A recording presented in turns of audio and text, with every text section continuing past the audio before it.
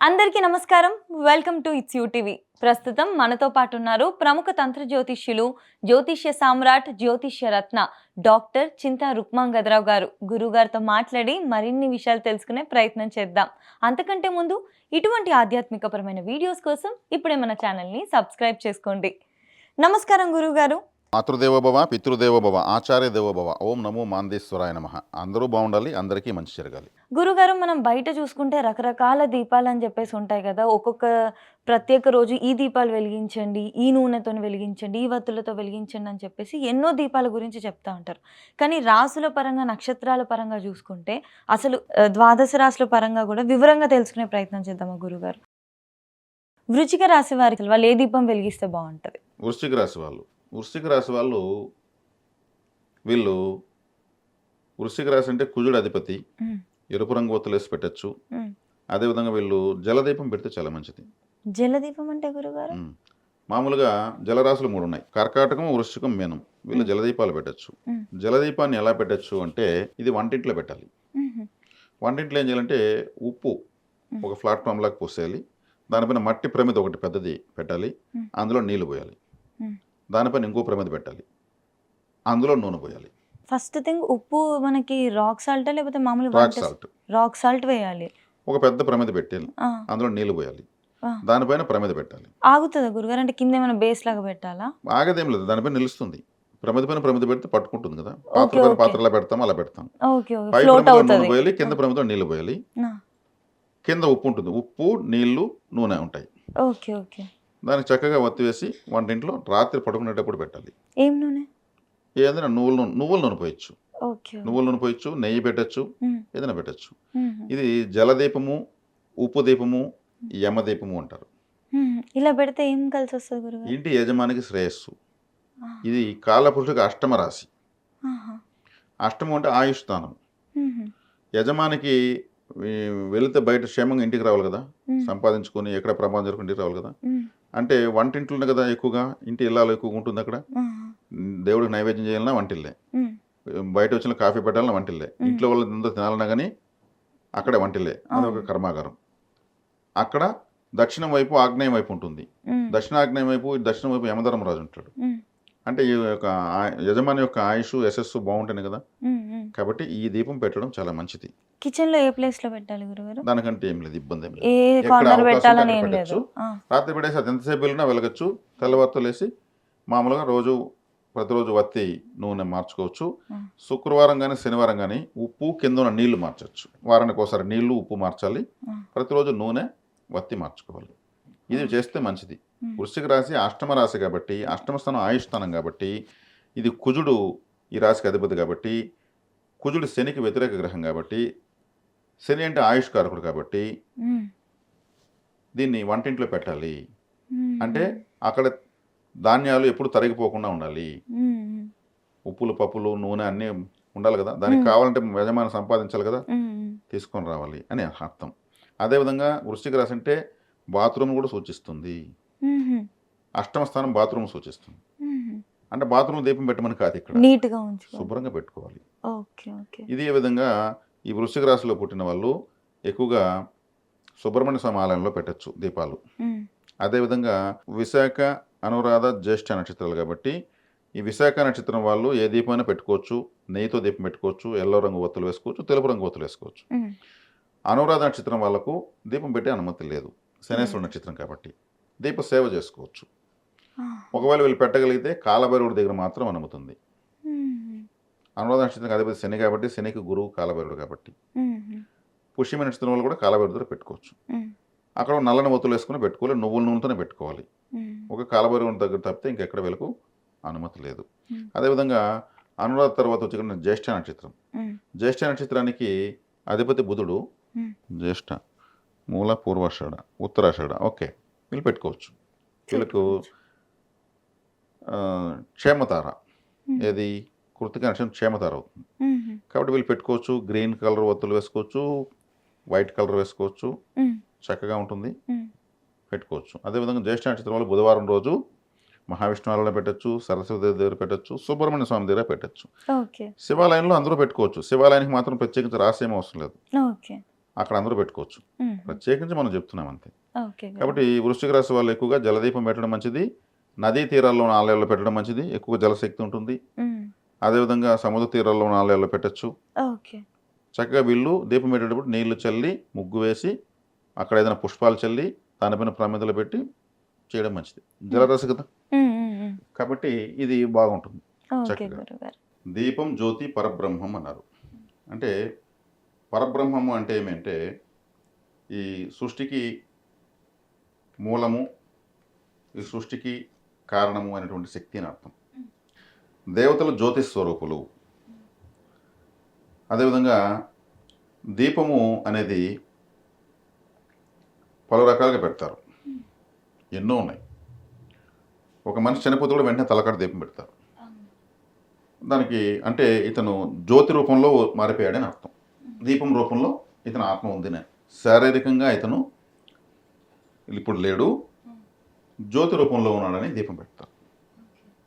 అందుకే తలకాడ దీపం పెట్టడం అంటే వాళ్ళు పరమపదించారని అర్థం. శరీరాన్ని విడిచి ఆత్మరూపము జ్యోతి రూపంలోకి వచ్చారని అర్థం. అదేవిధంగా ఈ దీపము ఏ ఇంట వెలగదో ఆ ఇంట్లోకి అసుర శక్తి ప్రవేశిస్తుంది. అందుకే తెల్లవారుతో సాయంత్రం దీపాలు పెడతారు. అసుర శక్తి అంటే సాయంత్రం అసుర సంధ్య వేళ అంటారు. అసురులు అంటే రాక్షసులు. రాక్షసులు అంటే అంటే వ్యతిరేక శక్తి ఇంట్లోకి వస్తున్న అర్థం. ఏ ఇంటి దీపం వెలకపోతే ఆ ఇంట్లో మనం వెళ్ళిపోదామని రాక్షసులు డిసైడ్ అయ్యి ఇల్లు వెతుకుతారండి ప్రతిరోజు. ఎక్కడ దీపం వెళ్తే ఆ ఇంట్లోకి వెళ్తారని. అప్పుడు లక్ష్మీదేవి లేదని అర్థం. అక్కడ దీపం పెడితే దైవశక్తి ఉందని అర్థం. అంటే ఏదైనా ఒక సినిమా ప్రారంభోత్సవమైనా లేదు ఇంకేదైనా పెద్ద మీటింగ్ అయినా జ్యోతి ప్రజ్వలన కార్యక్రమం ప్రత్యేకంగా చేస్తారు. పెద్దవాళ్ళకి అలా ఒక క్యాండిల్ ఎత్తి వెలిగిస్తారు. జ్యోతి ప్రజ్వలన కార్యక్రమం తర్వాతనే అన్నీ ప్రారంభమవుతాయి. అంటే అంత ప్రాధాన్యత మన హైందవ భారతదేశంలో దీపానికి అంత ప్రాధాన్యత ఉంది, అంత మహత్యం కూడా ఉంది. ఇక్కడ మనకు అన్యమతస్తులు కూడా దీపాలు పెడతారు. క్రిస్టియన్స్ క్యాండిల్స్ వెలిగిస్తారు, జ్యోతులే. అదేవిధంగా దీపం నిశ్చలంగా వెలగాలి. ఎక్కువగా ఏ ఇంటి దీపం కదులుతూ ఉంటుందో అక్కడ వాళ్ళకి కష్టాలని అని అర్థం. దీపం నిశ్చలంగా ఇలా వెలగాలి. దీపము ఎరుపుగా, పసుపుగా, బ్లూ కలరు, 3 రంగులు కలిసి ఉండడము, రకరకాల వర్ణాలు కనిపిస్తాయి. దాని చివరిలో చూస్తే నీలవర్ణంతో ఒక ఆరా ఉంటుంది. అదే దీపము చురుచుర మండుతూ ఉంటే కూడా ఆ ఇంట్లో సమస్యలు ఉన్నట్లు లెక్క. పట్ట ఉంటాని మన క్రాకర్స్ లాగా సౌండ్ వస్తుంది కొన్ని ఇళ్ళలో. అది ఆయిల్ ప్యూర్ది లేకపోతే అట్లా అవుతుంది అన్నట్టు కాకుండా ఇంట్లో సమస్యలకి సంకేతంగా కూడా భావించవచ్చు. ఆ ఇంట్లో సమస్యలు ఉన్నప్పుడే అటువంటి ఆయిల్ వాళ్ళకి దొరుకుతుంది. ఓహో, ఓకే ఓకే. దొరకడమే అందుకు దొరుకుతుంది. అలా ఇటువంటివి ఎన్నో శకునాలు ఉన్నాయి. దీపాలు మధ్యలో ఆరిపోవడము, ఆయిల్ ఉన్నా కానీ మధ్యలో ఆరిపోయింటాయి, ఆడుతూ ఉంటాయి, శబ్దం చేస్తుంటాయి, బుర్రని కూడా సౌండ్ చేస్తుంటాయి.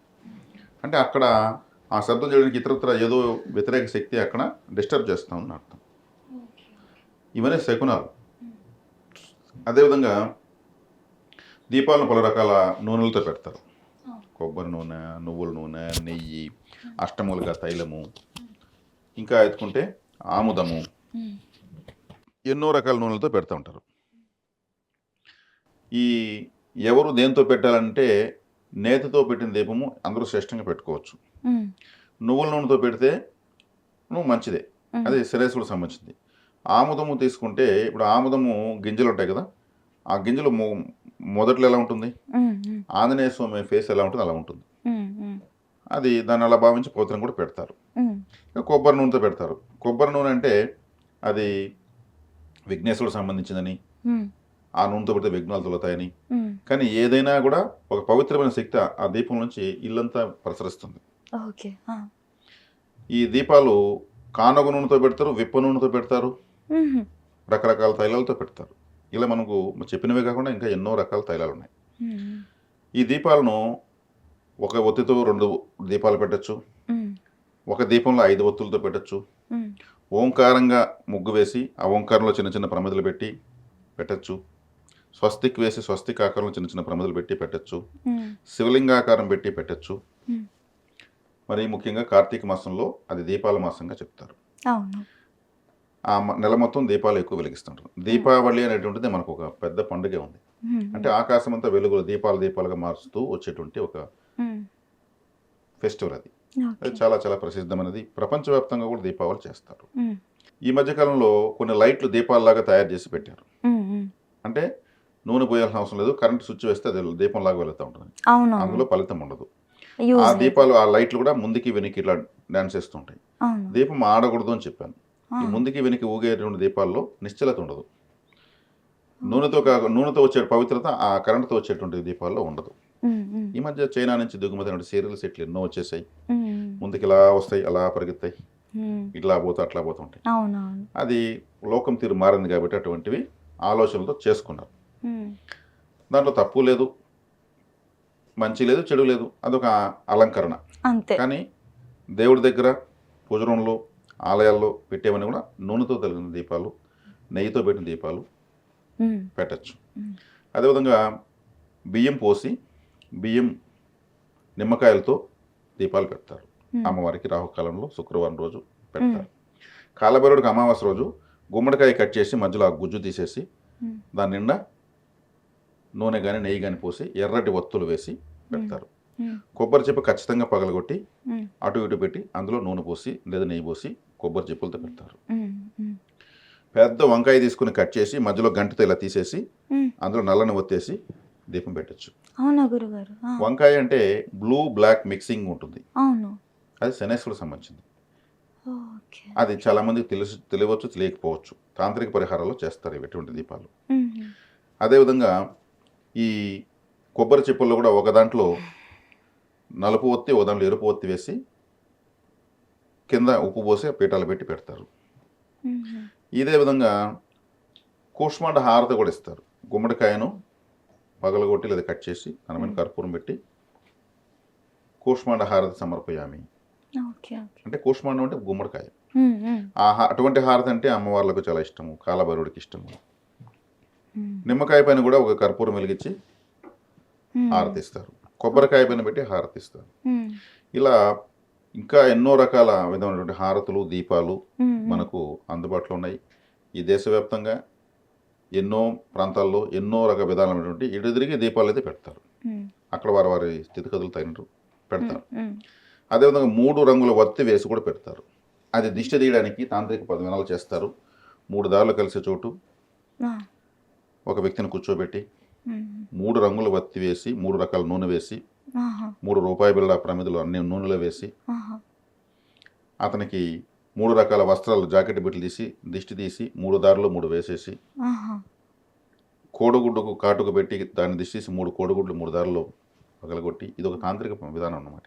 ఇది దిష్టి పోవడానికి అతనికి ఉన్నటువంటి కొన్ని రకాల బ్లాక్ మ్యాజిక్స్ పోవడానికి తీస్తారు. ఇదంతా గుమ్మడికాయని అట్లే దిష్టి తీస్తారు.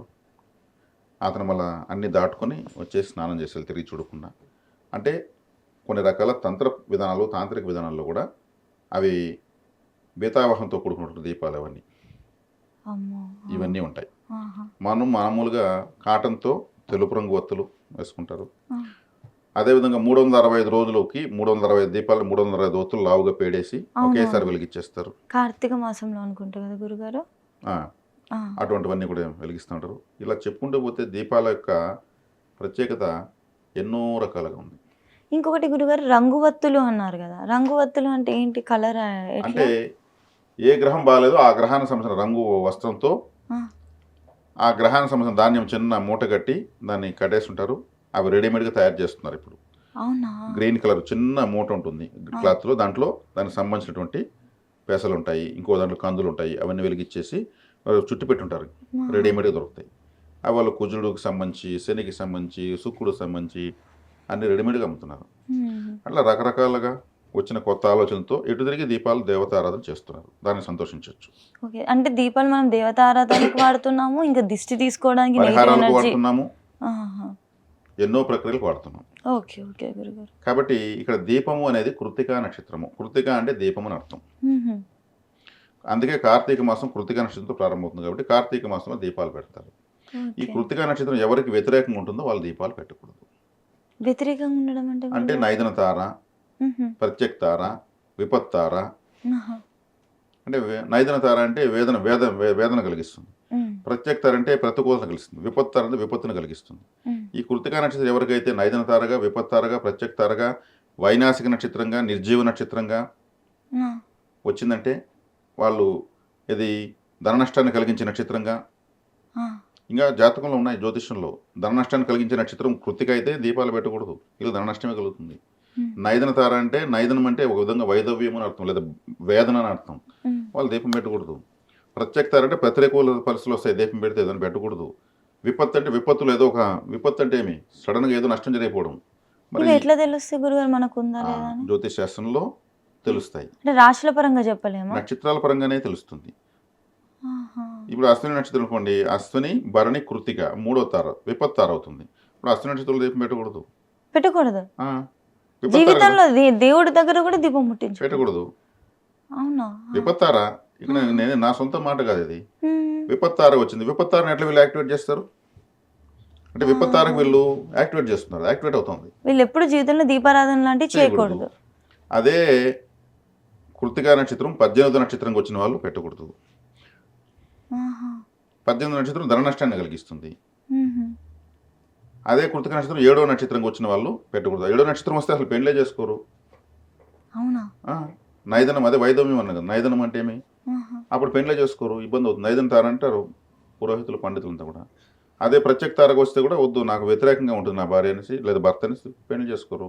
అలాంటప్పుడు అదే నక్షత్రం ఇలా వచ్చినప్పుడు దీపం ఎలా పెడతారు, పెట్టకూడదు. అట్లా ఎన్ని నక్షత్రాలు పెట్టకూడదు అని ఉంటుంది గురుగారు 27లో? అది మనం లెక్కేసుకోవాలి. 27 నక్షత్రాలుగా కృత్తికను క్యాలిక్యులేట్ చేసుకోవాలి. వైనాశకం అంటే 22వ నక్షత్రం, కృత్తిక 22గా వచ్చినప్పుడు దీపం పెట్టకూడదు. వైనాశకం అంటే వినాశం అని అర్థం. వైనాశకం అంటే 18వ నక్షత్రం వస్తే ధన నష్టం, అది పెడుతూ ఉండకపోతే ఏదో లాభాలు కావాలంటే అది నష్టాలు వస్తూ ఉంటాయి. అంటే ఆల్మోస్ట్ సగం మంది దాకా పెట్టద్దు అన్నట్టు. సగం మంది ఏమి రాదు. ఇది ఇప్పుడు మనం చెప్పేసాం, 18వ నక్షత్రంగా వచ్చిన వాళ్ళు చేసుకోకూడదు, 22 వచ్చిన వాళ్ళు చేసుకోకూడదు, నిర్జీవ నక్షత్రంగా వచ్చిన వాళ్ళు చేసుకోకూడదు. అదేవిధంగా నైదన తార, విపత్తార, ప్రత్యక్తారగా వచ్చిన వాళ్ళు చేసుకోకూడదు. 6-7 దాకా ఉన్నట్టున్నాయి. అర్థమైందా?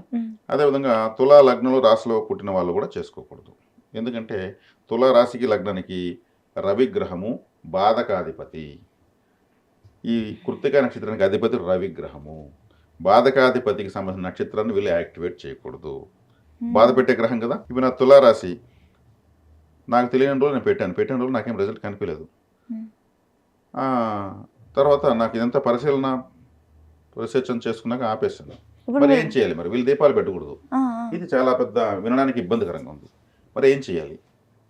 దీపం బదులు అగరవత్తులు వెలిగించవచ్చు, దీపాలు దానం చేయొచ్చు.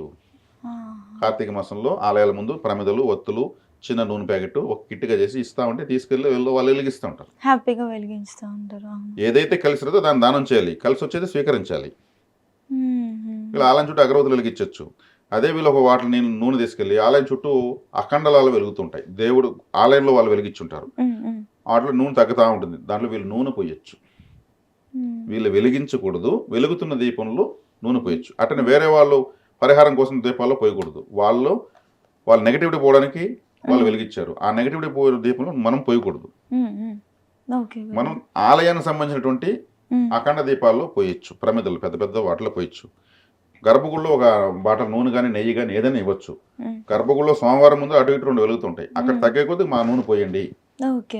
అయ్యవారు ఖచ్చితంగా ఆ పని చేస్తే ఆయన ఇంటికి ఎత్తుకెళ్ళడు, పరిహారంగా వచ్చిందని వాళ్ళకి తెలుసు. ఏది వాళ్ళు అటు తీసుకెళ్ళరు, చక్కగా పోస్తారు, సరేనని చెప్తారు. ఇప్పుడు ఏమైంది?